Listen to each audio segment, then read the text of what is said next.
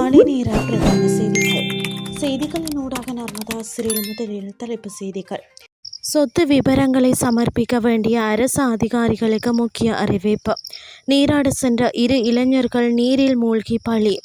Iran போர் நிறுத்த விவகாரத்தில் கடும் அதிருப்தியை வெளியிட்ட ட்ரம்ப். இனி விரிவான செய்திகள். 2026ஆம் ஆண்டுக்கான சொத்துக்கள் மற்றும் பொறுப்புகள் பிரகடனத்தை சமர்ப்பிக்க வேண்டிய அனைத்து அரசு அதிகாரிகளும் ஜூன் மாதம் 30ஆம் தேதிக்கு முன்னர் குறித்த விபரங்களை சமர்ப்பிக்குமாறு அறிவுறுத்தப்பட்டுள்ளனர். இளஞ்சம் மற்றும் ஊழல் விசாரணை ஆணைக்குழு விசேட அறிவித்தல் ஒன்றை விடுத்து இந்த விடயத்தினை தெரிவித்துள்ளது. அத்துடன் வெளிப்படைத்தன்மை மற்றும் வினைத்திறனை அதிகரிக்கும் நோக்கில் இம்முறை அனைத்து பிரகடனங்களும் டிஜிட்டல் முறைமை ஊடாக மாத்திரமே சமர்ப்பிக்கப்பட வேண்டும் என அறிவிக்கப்பட்டுள்ளது. மேலும் கையால் பூர்த்தி செய்யப்பட்ட பிரகடனங்கள் ஏற்றுக்கொள்ளப்பட மாட்டாது எனவும் அந்த ஆணைக்குழு வலியுறுத்தியுள்ளது.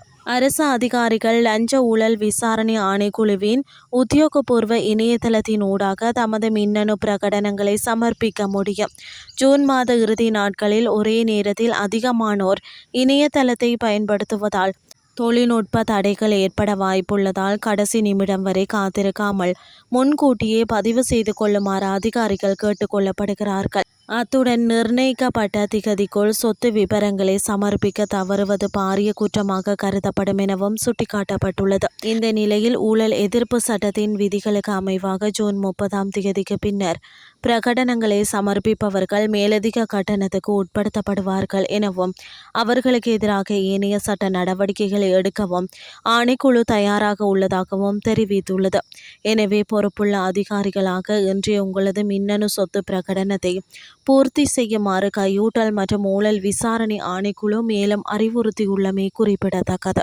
கால்வாய் ஒன்றின் நீராட சென்ற 2 நீரில் மூழ்கி உயிரிழந்துள்ளதாக காவல்துறையினர் தெரிவித்துள்ளனர். குறித்த துயர சம்பவம் கொஸ்கம தாவல்கொட பகுதியில் இடம்பெற்றுள்ளது. இவ்வாறு உயிரிழந்தவர்கள் 16 மற்றும் 17 வயதுடைய 2 இளைஞர்கள் என தெரிவிக்கப்பட்டுள்ளது. உயிரிழந்த இருவரின் உடல்களும் கொஸ்கம சலாவ பிரதேச வைத்தியசாலையில் வைக்கப்பட்டுள்ளன. இதேவேளை சடலங்கள் மீதான மரண விசாரணை மற்றும் பிரேத பரிசோதனை அவிசாவளை மாவட்ட பொது வைத்தியசாலையில் நடைபெறவுள்ளது. சம்பவம் தொடர்பான மேலதிக விசாரணைகளை காவல்துறையினர் மேற்கொண்டு வருகின்றனர். இனி வெளிநாட்டு செய்திகள். ஈரானில் இன்னும் சில சுத்தப்படுத்தும் பணிகள் செய்ய வேண்டி இருப்பதாக அமெரிக்க ஜனாதிபதி டொனால்ட் ட்ரம்ப் தெரிவித்துள்ளார். சீன பயணத்தை முடித்துவிட்டு அமெரிக்கா திரும்பும் வழியில் ஊடகங்களுக்கு கருத்து தெரிவித்த போதே அவர் இதனை தெரிவித்துள்ளார். இது தொடர்பில் மேலும் தெரிவித்த அவர் ஈரானின் ஆயுத படைகளை அமெரிக்கா ஏற்கனவே கணிசமாக அழித்துவிட்டதாக குறிப்பிட்டுள்ளார். இந்த நிலையில் கடந்த 1 மாத காலமாக அங்கு போர் நிறுத்தம் கடைபிடிக்கப்பட்டதால் விடுபட்டு போன பணிகளை முடிக்க தாங்கள் மீண்டும் அங்கு செல்ல வேண்டியிருக்கும் என அவர் எச்சரித்துள்ளார்.